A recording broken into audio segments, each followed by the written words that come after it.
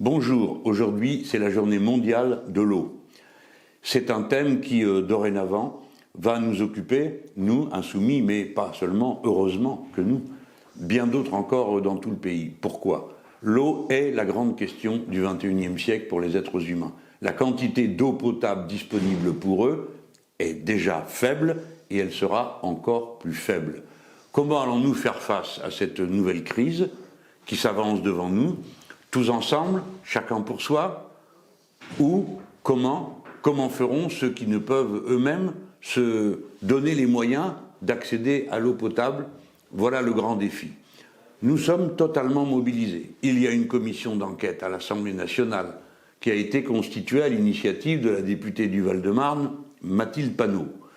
Et il y a surtout maintenant une campagne qui est engagée dans tout le pays pour une votation citoyenne et où vous savez que ce qui va compter, c'est le nombre de ceux qui votent. Cette votation citoyenne a pour objet d'affirmer solennellement que nous, citoyennes, citoyens, nous, êtres humains, nous proclamons que l'eau et l'accès à l'eau est un bien commun et un droit universel.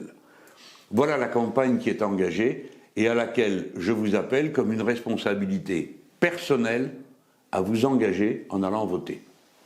Donc cette campagne, elle commence aujourd'hui, elle va aller jusqu'au 13 avril, donc vous pouvez aller voter sur Au.vote, vous pouvez inscrire des points de votation physique ou voter en ligne. Elle se fait avec plusieurs partenaires, à la fois d'autres partis politiques, mais aussi des syndicats et beaucoup d'associations qui sont engagées sur la question de l'eau. Et avec cette votation, nous voulons réaffirmer que le droit à l'eau, le droit humain à l'eau, universel à l'eau, ainsi que le fait que l'eau n'a pas le droit d'être marchandisée, soit inscrit dans la Constitution. Je crois que c'est très important de ne pas laisser les Veolia, les Suez ou encore les Danone ou les Nestlé décider pour nous d'une ressource qui est vitale. 3 jours sans eau et on est mort. Donc, contribuez toutes et tous à aller et à participer à cette votation. Allez sur le site, inscrivez vos points de vote.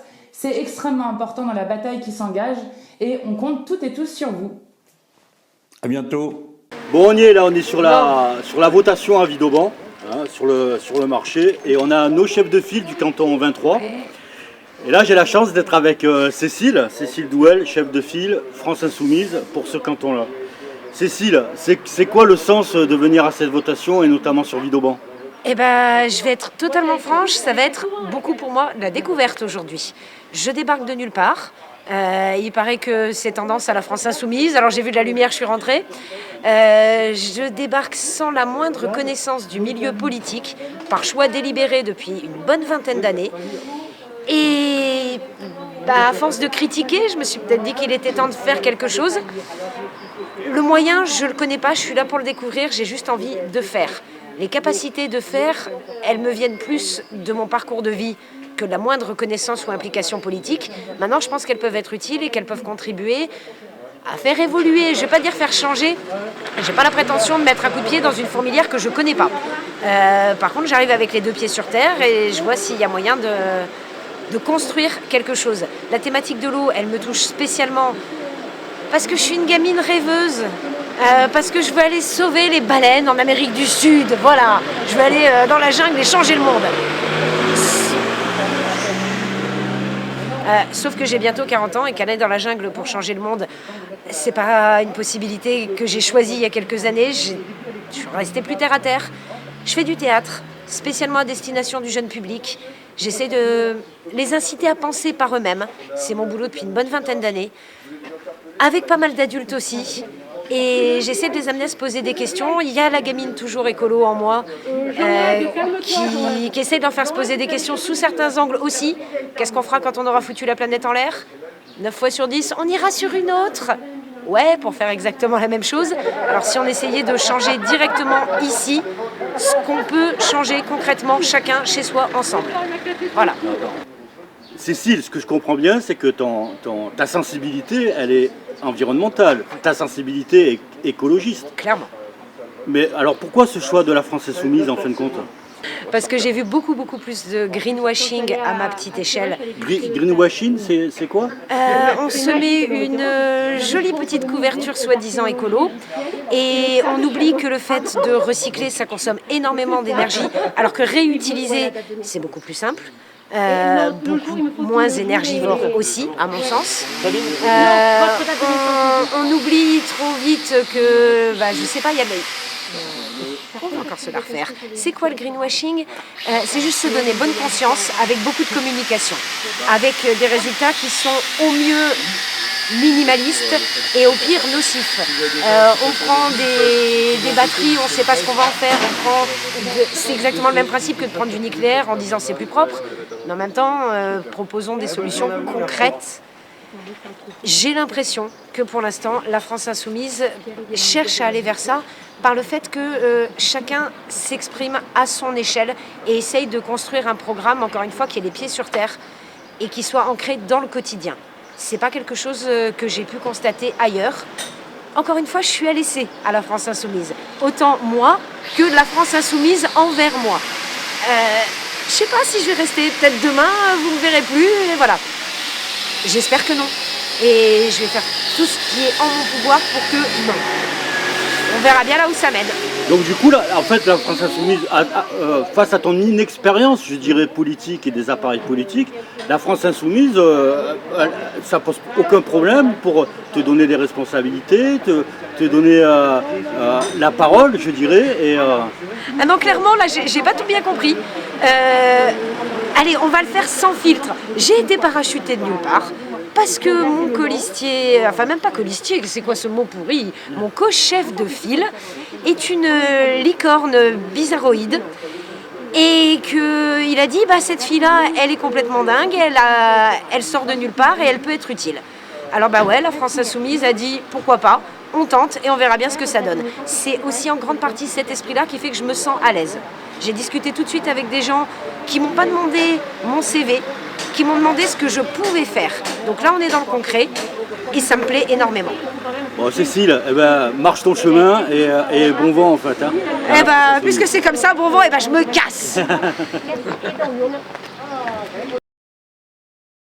Je suis avec le deuxième co-chef de file en fait. Hein. On a vu tout à l'heure Cécile. Maintenant, on voit Pierre, co-chef de file canton 23. Tout à fait. Là, France insoumise.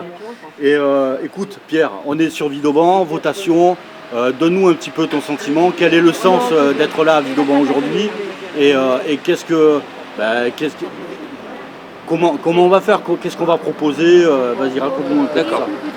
Alors c'est très simple, on se retrouve aujourd'hui pour faire une votation citoyenne sur l'eau. C'est pas n'importe quel sujet, l'eau c'est la base de la vie. Et on se retrouve dans une situation actuellement où les citoyens se retrouvent écartés de toute forme de décision ou de prise de décision. On a un pouvoir qui est d'une verticalité absolue et qui n'apprécie pas que des gens, des vrais gens, puissent proposer des idées et des idées divergentes. Cette votation citoyenne, elle est toute simple en fait. C'est juste le fait de dire, en tant qu'être humain, en tant qu'habitant de la France, en tant que citoyen de la République, on peut décider tous ensemble et on peut faire des choix. Le premier choix, c'est celui de la liberté de posséder le bien le plus essentiel à la vie. Sans l'eau et l'air, il n'y aurait jamais eu de vie sur Terre. Et actuellement, on est face à des personnes qui tentent de l'accaparer, qui tentent pour en faire un bien financier. Et on voit ce qui se passe à chaque fois, que des personnes prennent un bien essentiel, en font un bien financier. On nous avait promis avec l'électricité, la privatisation de l'électricité, que tout serait merveilleux. On se retrouve avec un coût d'électricité hors norme. On nous a fait le coup pour le gaz, on nous a fait le coup pour les autoroutes. À chaque fois qu'on privatise des biens collectifs, des biens républicains, pour en faire de l'argent, qui y perd, c'est le citoyen. Et autant sur une autoroute, on peut se dire, bon, avec un transport, c'est handicapant pour les gens, c'est dérangeant, mais c'est pas vital que l'eau, on sait très bien que les personnes qui veulent s'accaparer l'eau laisseront crever littéralement des gens pour le financier.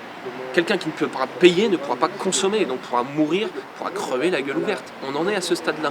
Et donc, organiser dans un lieu, un petit village du Var, une votation citoyenne, c'est d'une importance parce qu'en France, il y a trop d'endroits, dont particularité les campagnes, qui sont complètement oubliés de la vie républicaine.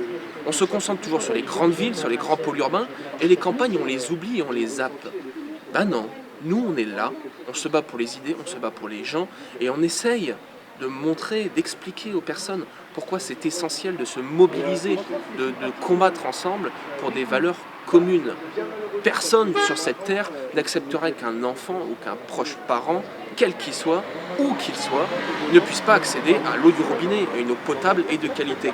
Donc cette votation citoyenne est très simple, c'est faire un grand pied de nez à une démocratie qui est très mal en point, et c'est de montrer que le citoyen peut décider et peut s'organiser. Pierre, donc on est aussi là pour préparer les cantonales. Tout à fait. Donc Cécile et Pierre, vous êtes chef de file pour le canton 23. On n'arrête pas de nous parler de l'union de la gauche.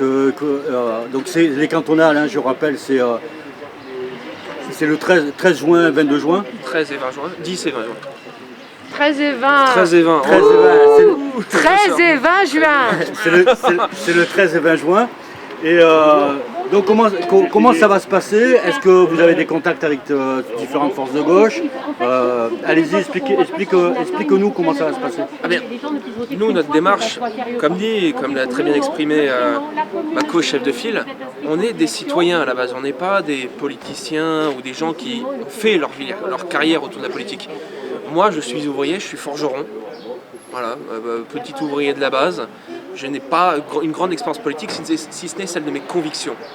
Et moi, ce que je constate dans les gens de ma génération, c'est que le constat du tous pourri est ancré maintenant depuis des années dans ma génération, parce qu'on s'est malheureusement retrouvé trop souvent avec des personnes qui jouaient mandat sur mandat sur mandat sur mandat, non pas pour leurs idées ou pour faire des choses, mais parce que la place est bonne et que le pot de miel il est quand même bon, il est bon de piocher dedans. Nous on part dans l'optique que on est ok à discuter avec toute force de gauche, avec toute personne qui est sincère et qui est convaincue. Parce que moi, en tant que citoyen, en tant qu'être humain, le mensonge et la trahison, dans le vrai sens du terme, trahir ses convictions, c'est quelque chose que je ne peux pas et que je ne supporte pas. Je trouve ça terrible que des personnes soient capables de mentir à une assemblée de gens pour avoir un siège et après trahir toutes leurs convictions. Moi, je suis prêt à discuter avec toute personne qui est sincère et qui est clairement de gauche, que ce soit un écologiste, que ce soit un communiste ou que ce soit n'importe quel membre de n'importe quel mouvement de gauche, mais qui est sincère et qui est droit, la droiture. On ne peut pas espérer reconvaincre les gens, on ne peut pas espérer redonner de l'espoir aux gens que un meilleur avenir est possible si l'on n'a pas de la droiture et de l'honnêteté. Donc l'organisation de la France Insoumise a organisé ses territoires avec des chefs de file. Donc le job, je dirais, des chefs de file, c'est la rencontre des différentes forces politiques, c'est ça, et regarder en fonction des programmes ce qu'il est possible de faire. Tout à fait, c'est de discuter et de négocier au cas par cas les alliances et potentiels rassemblements dans les cantons, dans les régions et plus tard les présidentielles, nous l'espérons. Notre travail et le travail que nous faisons, c'est de rencontrer chaque personne qui serait potentiellement un allié et un soutien dans cette campagne. Et on ne le ferait pas si on n'avait pas aussi la chance d'avoir des GA qui font un travail formidable. On ne le ferait pas si on n'avait pas la chance d'avoir un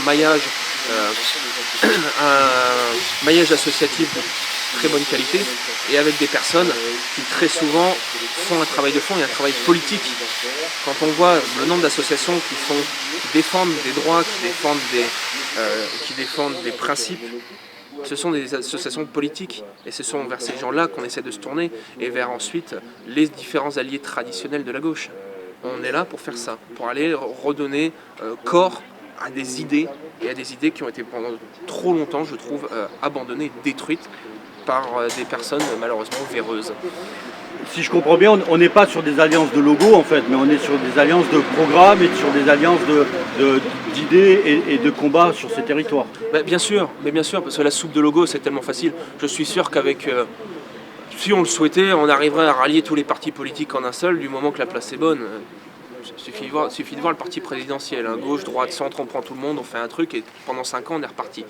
Non, on se bat pour des idées. Il est temps de remettre les idées, il est temps de remettre le citoyen au cœur. Je veux dire, devant tous les édifices des bâtiments publics, il y a écrit liberté, égalité, fraternité.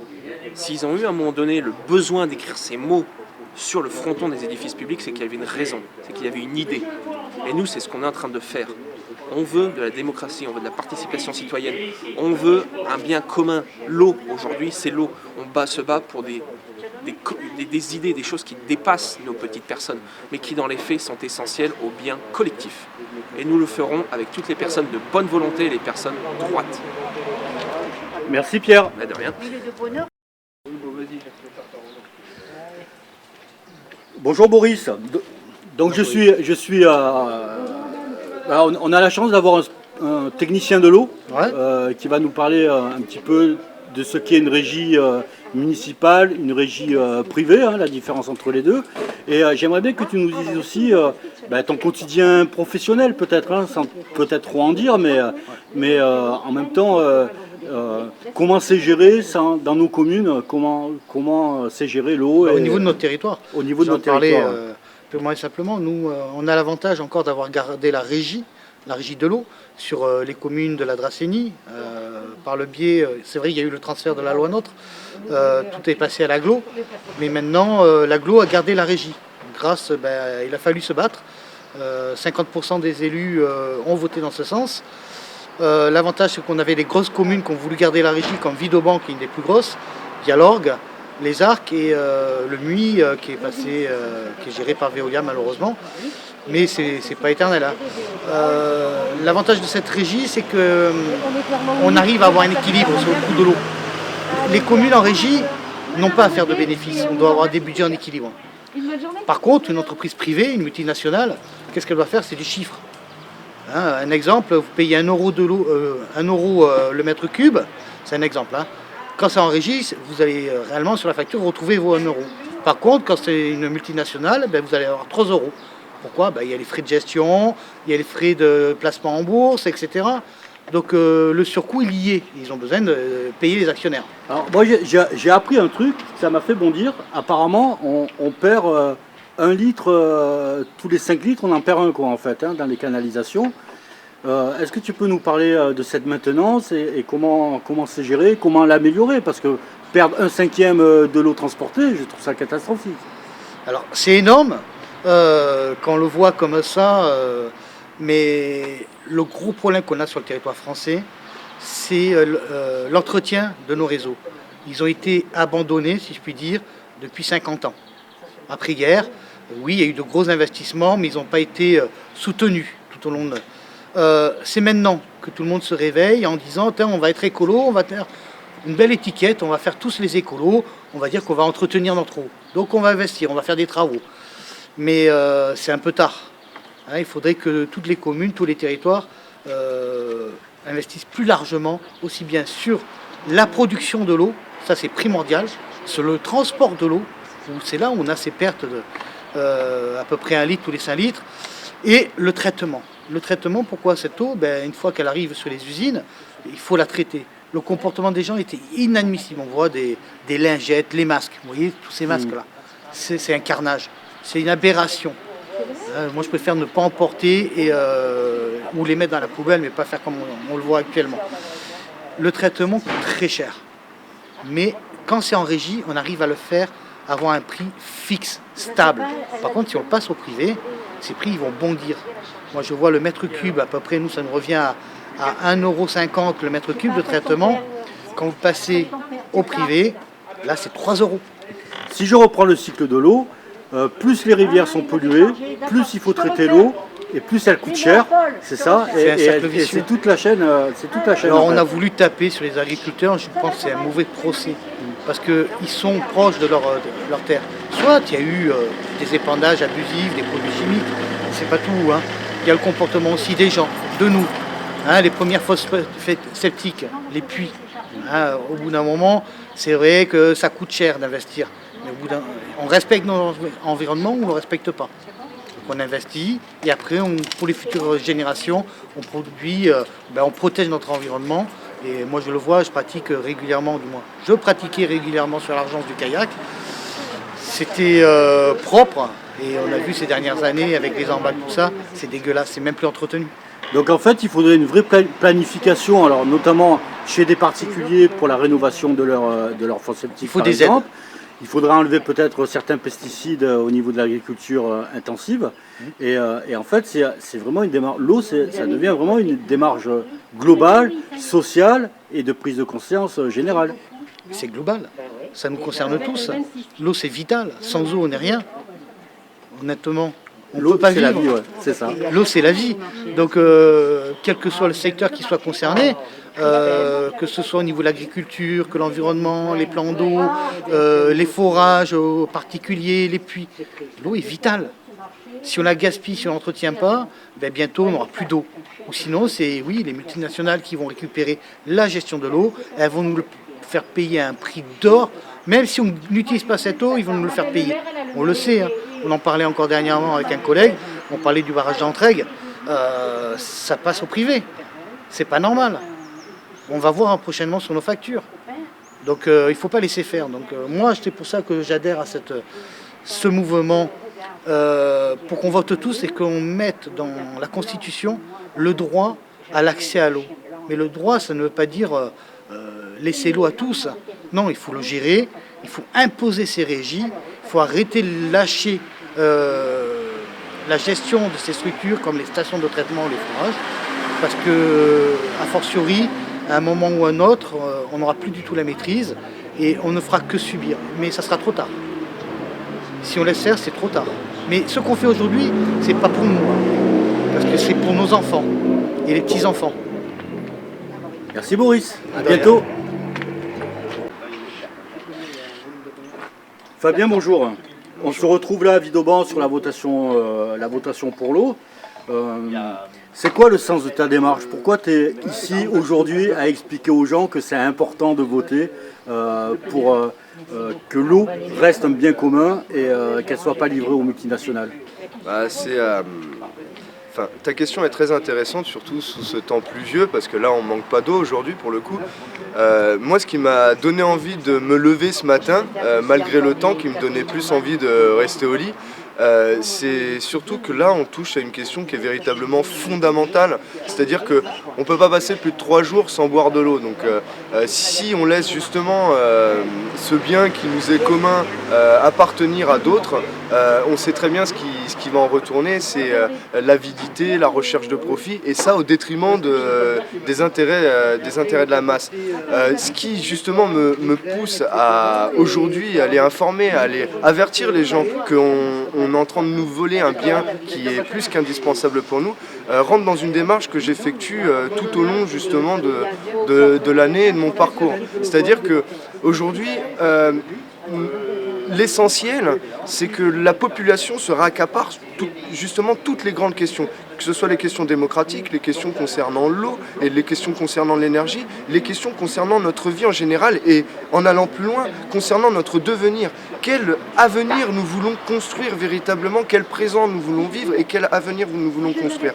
La question de l'eau, elle nous touche tous, sans exception, n'importe quel être humain, puisqu'on ne peut pas vivre sans eau. Et n'importe quel être vivant ne peut pas vivre sans eau. On est sur une planète aujourd'hui qui est malheureusement contrainte à un réchauffement climatique lié à l'activité humaine, ou en tout cas très fortement appuyé par l'activité humaine, et ça a un impact direct sur l'eau. Les fleuves s'amenuisent, les lacs s'amenuisent, les nappes phréatiques s'amenuisent, plus que ça, elles sont de plus en plus polluées. L'eau potable en France, il ne reste plus que 10% de l'eau potable qui est potable. C'est-à-dire que l'eau des rivières, à 90%, elle est polluée, soit par l'activité industrielle, l'activité agricole ou autre. Donc ça reste un enjeu véritablement essentiel.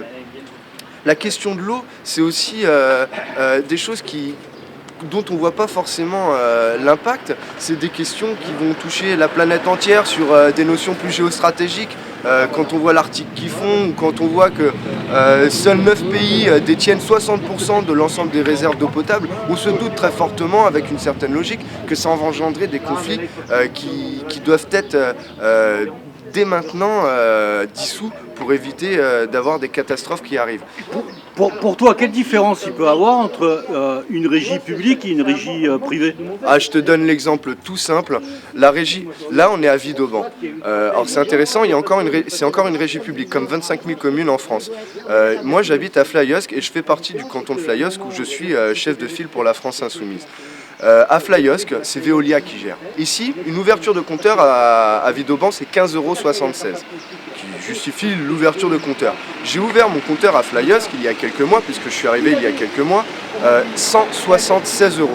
J'ai du mal, et j'ai appelé Veolia pour ça, je voulais qu'ils me justifient de savoir pourquoi le prix de l'ouverture de compteur était 10 fois plus cher. Je veux bien qu'il y ait des employés qui soient justement salariés, tout comme dans les régies publiques. Je veux bien qu'il y ait de la maintenance du réseau, tout comme dans les régies publiques. Mais qu'est-ce qui justifie ce multiplicateur par 10 ? Ce multiplicateur par 10, il est simplement justifié par le fait qu'il faille valoriser la cotation boursière de Veolia. Juste pour ça, juste pour faire en sorte que des personnes profitent de la précarité, profitent justement du fait que l'eau soit indispensable pour chacun pour se faire de l'argent sur notre dos. Et c'est strictement inadmissible. Et ça vaut pour l'eau comme ça vaut pour n'importe quelle énergie indispensable à notre vie. L'enjeu sur les cantonales, alors là on est à Vidauban, c'est pas ta commune, c'est pas ton canton. Je connais bien Vidauban mais quand tu même. connais bien Vidauban, je suppose. Mais l'enjeu sur le territoire de ton chef de fila, comment ça se passe? Ah bah c'est... L'eau en soi c'est assez important, j'aime bien fonctionner à partir d'exemples ou d'anecdotes. J'ai été conjoint collaborateur avec une personne qui s'est fait assez connaître face à Macron en parlant de violences policières notamment, la petite paysanne du Sud. Et pour les exploitations, justement de son exploitation, on utilise un très vieux canal qui date du XVIe siècle, qui a été entretenu depuis par l'ensemble des personnes qui usent de ce canal et qui permet aussi une certaine forme de solidarité entre voisins et aussi de pouvoir entretenir un lien. Je vois ce canal encore cet hiver, on a dû le creuser, on a dû l'entretenir. Chaque année on doit l'entretenir, c'est un effort collectif assez important. Mais si on ne l'entretenait pas, on n'aurait pas d'eau. Si on n'aurait pas d'eau, l'ensemble des restants qu'on cultive, c'est un désert, parce qu'à la base c'était un désert. C'est essentiel pour produire de l'alimentation, pour pouvoir manger, essentiel pour pouvoir justement boire, essentiel pour pouvoir simplement faire vivre une localité comme la commune de Salerne, comme la commune de Sillan, comme l'ensemble du Haut-Var. Le lac de Sainte-Croix est un exemple parfait. Le lac de Sainte-Croix est le fruit d'un barrage qui nous permet d'avoir de l'électricité. Barrage qu'on est en train de vendre à tout prix vis-à-vis des directives européennes à qui le veut, qui ne vont pas le faire pour de l'eau, pour de l'énergie, qui vont le faire simplement pour de l'argent, alors que nous avons besoin d'eau. Et ce lac de Sainte-Croix nourrit toute une pépinière de cultivateurs, de paysans et de personnes tout autour de la localité de Sainte-Croix, dont je vais faire partie avec Flyosque, Sillan, Salerne, Barjol et alentours, Ops, etc.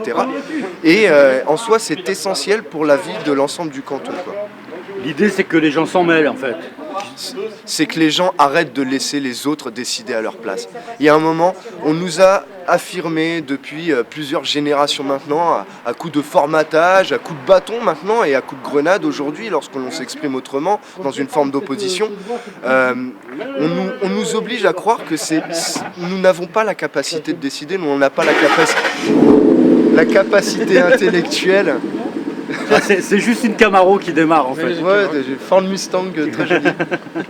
J'apprécie, bon, pas très écolo, mais très joli. Mais en soi, comme je disais, ça touche la question de l'eau parce que c'est fondamental. L'eau, c'est très très large et ça touche à beaucoup de questions. On peut parler de l'eau et du nucléaire, c'est lié. On peut parler de l'eau et des sous-sols, c'est lié. On peut parler de l'eau et de la plastification des océans, c'est lié. L'eau, ça touche un petit peu à tout. Et le fait que les gens, au travers justement de la question de l'eau, on va plus loin, se réaccaparent justement la question démocratique et la question du partage du pouvoir, c'est essentiel justement pour l'avenir qu'on a à construire. Il ne faut pas laisser des gens dans leur bureau, à quelques-uns, qui sont totalement déconnectés de la réalité dans laquelle nous sommes, décider à notre place. Et l'enjeu, il est là-dessus. J'ai l'impression d'entendre quelques arguments des gilets jaunes dans ta bouche là. Ah bah, là, il y a des vieux relents, tu sais, moi les bras zéro durant l'hiver, bon, je vais le payer certainement un peu plus tard avec toutes les fumées qu'on a ingurgitées, mais j'étais sur un magnifique rond-point où avec des copains de tous bords, et je dis bien de tous bords, et pas forcément des bords que je défends, on a levé des bannières, levé des barrières, et plus que ça, construit de majestueux monuments comme un arc de triomphe en palette, une tour Eiffel qui faisait 12 mètres de haut et une pyramide en métal. On faisait vivre un rond-point dans une intelligence collective vraiment extraordinaire où les gens qui venaient sur le rond-point laissaient un petit peu leur apparat de système, enfin de ce qu'on voulait bien qu'ils soient, pour être véritablement eux-mêmes et donner le meilleur d'eux-mêmes. Et on a produit quelque chose d'extraordinaire. tout est possible et on l'a prouvé au Canet des Morts. Donc du coup, tu as peut-être un message à adresser aux Gilets jaunes, notamment sur ces cantonales-là, la votation pour l'eau et les cantonales. Et tu sais, j'ai bien compris un truc avec les Gilets jaunes, c'est que tu dis pas aux Gilets jaunes ce qu'ils doivent faire, ce qu'ils doivent penser. Le seul truc que je peux dire aux Gilets jaunes, auquel je fais partie, j'ai toujours pas loin dans mon sac mon gilet, que je ressors avec grand plaisir quand je le peux, c'est les copains. On est tous ensemble, peu importe. Il y a des choses sur lesquelles on ne sera jamais d'accord. Des questions de forme. Par contre, sur le fond, c'est-à-dire le fait de nous accaparer notre avenir, le fait de ne pas laisser dans les mains de quelques affreux, justement, la possibilité de décider à notre place. Le fait qu'il y ait plus de justice sociale, le fait qu'on ait la possibilité de dégager un affreux parce qu'il ne fait pas son boulot. Ce genre de choses, on est tout à fait d'accord là-dessus. Donc serrons-nous les coudes, réaccaparons-nous la question de l'eau, et plus loin, via la question de l'eau, reprenons ce combat que nous avons commencé le 17 novembre en nous réaccaparant cette société, ce système et le pouvoir de décider en notre âme et conscience et de ne pas laisser d'autres à Bruxelles ou ailleurs décider à notre place. Vive la lutte et on lâche rien. Merci Fabien, je crois que le message est passé. Je te remercie. À bientôt.